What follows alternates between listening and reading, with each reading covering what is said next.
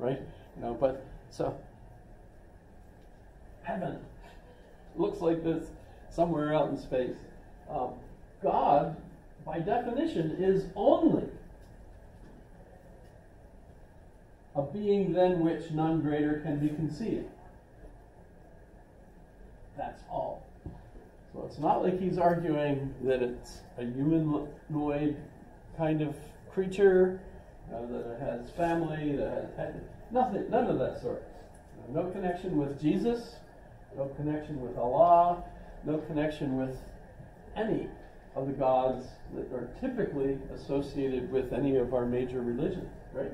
Instead, it's just nothing greater can be conceived.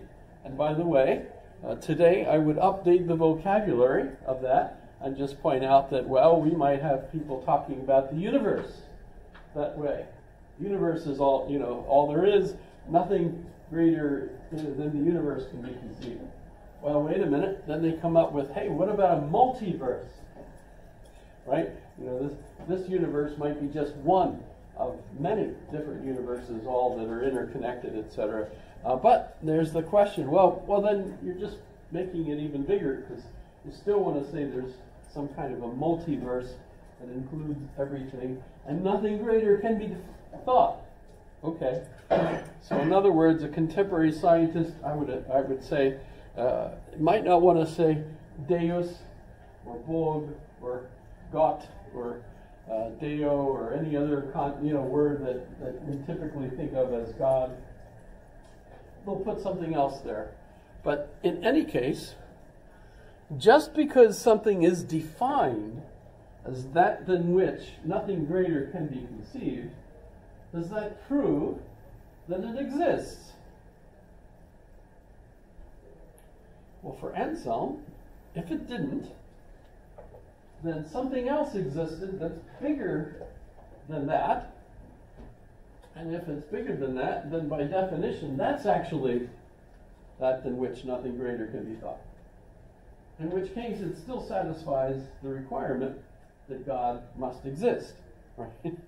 So in other words, just because of the definition, and we often hear a priori, and what does that mean? A priori, it comes from Aristotle, who will argue that the premises are the a priori and the conclusion of an argument is the a posteriori, what follows from the prior. It literally means prior and posterior, right? And it becomes more formal than that, actually, as we go. But in any case, this argument is often referred to as a priori. Just knowing the definition of being than which nothing greater can be conceived requires existence. In fact, they'll argue that of necessity it exists because of that definition. So therefore, God exists. And we call it God. You might want to call it something else. I would argue that it doesn't make any difference what you call it. Something exists that is that than which nothing greater can be thought. Is this fun? It is fun. I think it's fun. It's considered the funnest of all the arguments out there. People argue over it more than anything. Part of the reason for it is they feel like, well, but I'm only saved if I have faith that God exists. And if this proves that God exists, you're just being dumb if you don't believe that God exists. So that's not fair. I need to be separated from the chaff. You know how they separate the chaff. I believe, see, and they don't. But actually, this does away with that and just shows that, well, there are those that understand mathematics, basically, and those that don't, right? And so, therefore, God exists. Annoys a heck of a lot of people. To me, the thing that's most annoying is reminding people not to think that it means any specific characteristics of God are being described. A lot of people hear this argument and they go off and they say, aha, I was right, Jesus exists. And no. That's not what this proof does at all. It has nothing to do with any particular conceptions of the divine. It's really just so abstract, it's almost meaningless. But it works. Now, folks that read the text end up concluding that, wait a minute, there's a monk named Ganilio who argues, wait a minute. This is totally wrong, because I can imagine lots of really great things. For example, I can imagine a golden island, right? And just because I conceive of a golden island doesn't mean that means a golden island must exist. And I understand that argument. That works too. Except that this particular definition seems to be free from that, because it's not talking about something specific like a golden island. It's instead talking about nothing else. And there are things. For example, there's pizza. Everybody knows that there are pizzas? Agreed? In fact, let me ask, is there a largest pizza right this minute in Anchorage? Has to be, right? That's the way math works. There are pizzas. One of them is largest. Yes? Yes? It might be being eaten as we're talking, right? And it might be a terrible pizza, because it might be a pizza from Moose's Tooth. I mean, there's something wrong with Moose's Tooth. They put the weirdest things on pizza and totally ruin it. Instead of just having like a Costco pizza, which, it's just cheese, lots of cheese, maybe, pepperoni, real pizza, instead of anchovies and pineapples, mushrooms, I don't know, whatever Moose's Tooth. I'm just making fun of Moose's Tooth. Whenever the philosophy department orders pizza, it's always from Moose's Tooth. Friday, the Department of Languages ordered pizza from Costco's, and I thought it was the best. Okay. So, there are other problems with this. For example, we could change the word greater. God is a being than which none greater. What if I put nothing worse? Are there worse things? There are horrible things, right? If I put worse there, and I had to change this then, because you wouldn't want to use the same concept, what would I put there instead of God? We were going to have the worst thing. The devil. Yes. By the way, Conclave is a new movie that's coming out. I don't know when, but I noticed that Ralph Fiennes is playing the star role as one of the cardinals. And remember, Ralph Fiennes was the one who played Voldemort. It's just wrong to have Voldemort playing the cardinal in charge of the Vatican. It's just wrong. So, his brother, by the way, played Martin Luther in the movie Luther, and it looks so much like Voldemort. Being a Roman Catholic, I couldn't help myself. Found quite ironic. However, what about the greenest thing? Blank is a being than which nothing greener can be conceived. There are green things. I'm not wearing some green thing. Green things exist. So there must be a greenest thing. Yep. Very hard to figure out what is the greenest thing. Ooh. Well.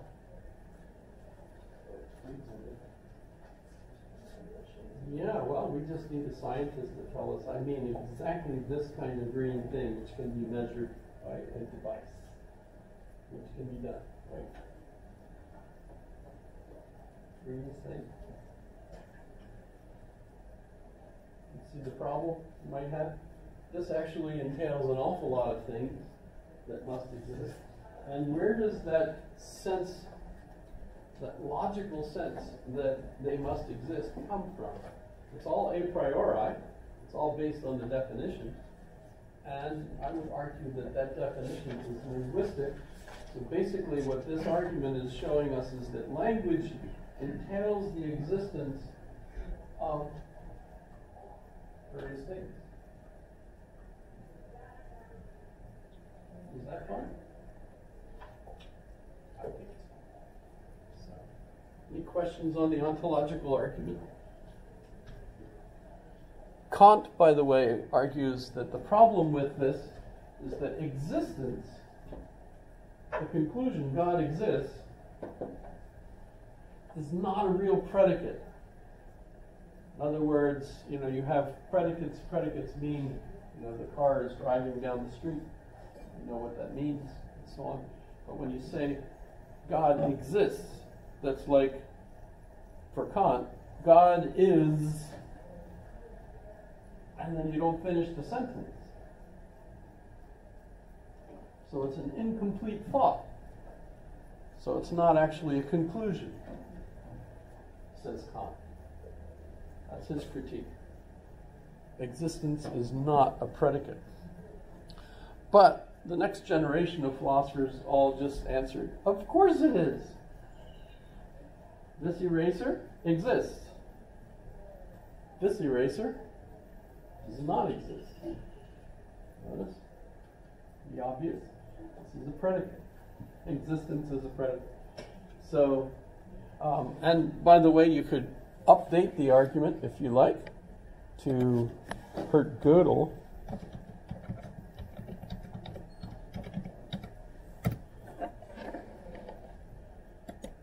Gödel died in 78, but nonetheless, you can see that this is kind of a recent argument.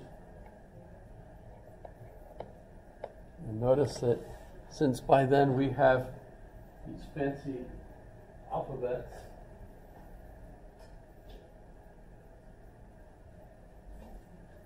this is for there exists an X such that X is God. It's just basically the same argument using fancy symbols.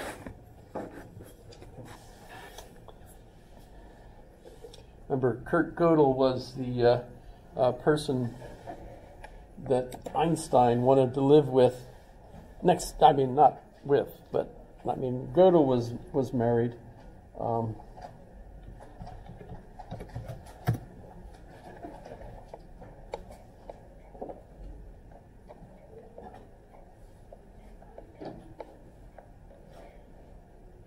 I'm still looking for that. I just want Gödel so I could show you who he is.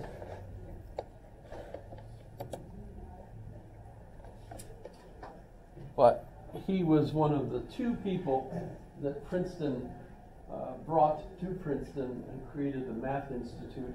The other person was Albert Einstein. And the two of them lived in houses in Princeton right next to one another and would walk each day to the Math Institute and then home again. And had a good time speaking in German, etc. There's a book by Rebecca Goldstein, named Gödel, biography of Gödel. She did her PhD at Princeton, and her professor for her PhD was Richard Rorty. And she describes in the book one story where she goes into the little supermarket. Princeton's really a kind of small town, crappy really, and she goes into the supermarket and she sees Richard Rorty, her professor, standing there with his mouth open in shock. And she's concerned about him, so she goes over to him and says, "Are you okay?" And Rorty says, "I just saw Gödel in the frozen food aisle." Which just, he's such an abstract thinker. How on earth could he be in the frozen food aisle? It's just not very...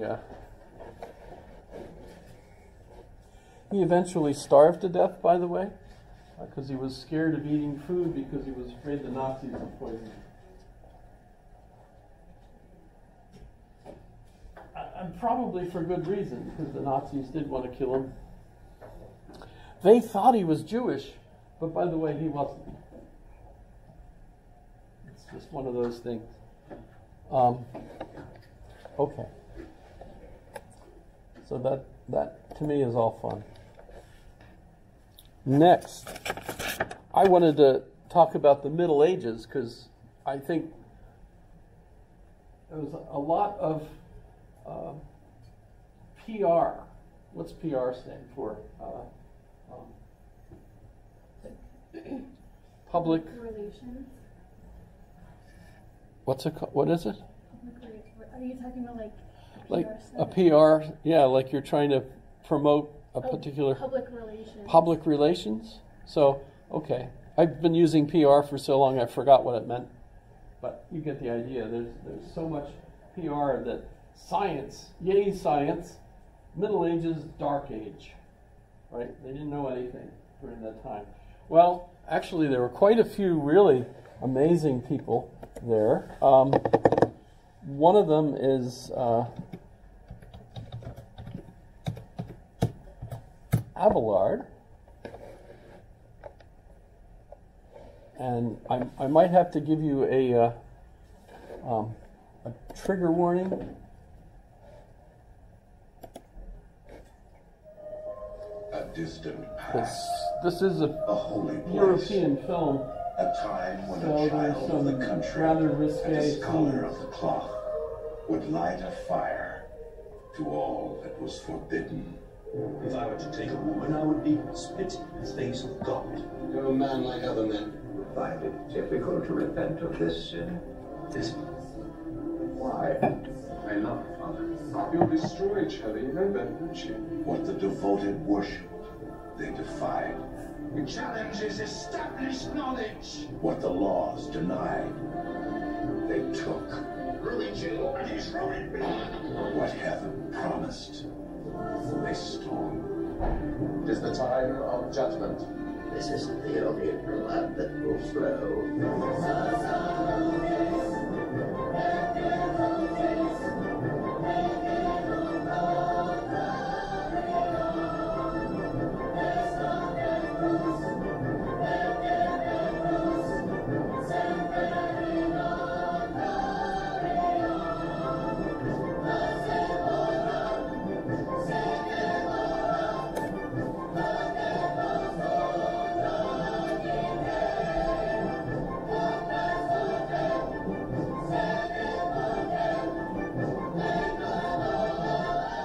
Stealing heaven.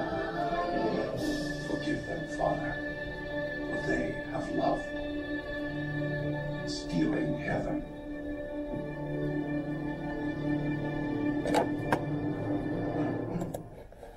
So it is on the web for free. It is a European film, so be careful when you're watching it, because as you can tell, there are scenes that might get you in trouble. I don't know. But Abelard and Heloise are famous.